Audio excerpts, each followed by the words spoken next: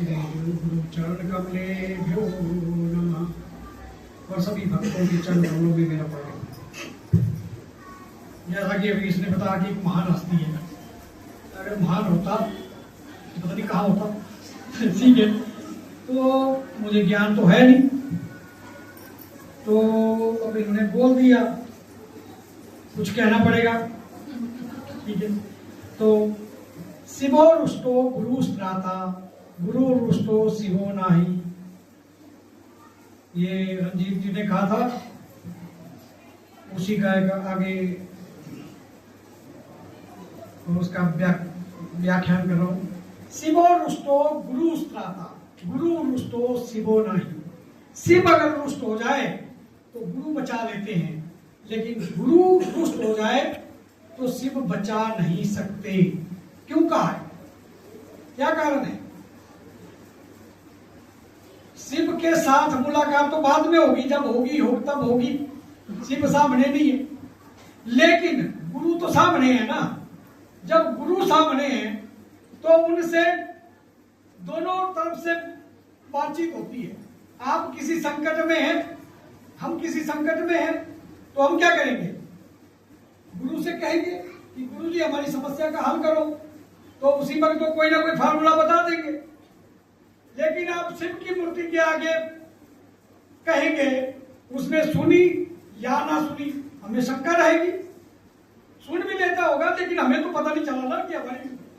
लेकिन गुरु तो उसी समय कह देंगे ना कि ये करो, आपका हल निकल जाएगा आपकी समस्या का। तो गुरु इसलिए महत्वपूर्ण है, इसलिए जो है गुरु को महत्व दिया गया है। गुरु ब्रह्मा गुरु विष्णु गुरु देवो महेश्वरा गुरु एक परम ब्रह्म तस्मै श्री गुरुवे नमः। गुरु ही ब्रह्मा है, क्योंकि वो बीज देते हैं, बीज डाल देते हैं हमारे अंदर। पहले क्या था? पहले काम क्रोध लोभ मोह अहंकार था, क्योंकि उससे ग्रसित होता है हमारा मन। जब वो बीज, मंत्र रूपी बीज, एक विचार देते हैं, मंत्र देते हैं, वाइब्रेटिव मंत्र होते हैं। 3 तरह के मंत्र होते हैं, mantra should be ideative, mantra should be pulsative, mantra should be vibrative. मंत्र जो है आइडियल होना चाहिए, जिससे आपने जैसे ही आपने आंखें बंद की, आपको उसका नजर आना चाहिए। तो अब गुरु जी मंत्र देते हैं, तो गुरु का जैसे ही मंत्र याद आता है, गुरु जी की पिक्चर दिमाग में आ जाती है। मंत्रा शुड बी पल्सेटिव, वो सांस के साथ चलना चाहिए, जैसे आपकी सांस चल रही है। क्योंकि सांस क्या है? सूक्ष्म है। जब वो सूक्ष्म से चलेगी तो आपका मन सूक्ष्म से जुड़ जाएगा।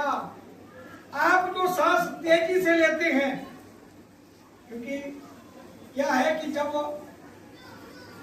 मतलब आदमी में जो एंजाइटी होती है, क्योंकि आदमी जल्दी भूल जाता है, कभी उसका एग्जाम दे रहा है बच्चा, उसका रिजल्ट आ रहा है तो भी एंजाइटी होती है। मतलब हर समय कुछ ना कुछ जो है एंजाइटी होती है आदमी। तो उसमें क्या है? सांस जल्दी चलती है।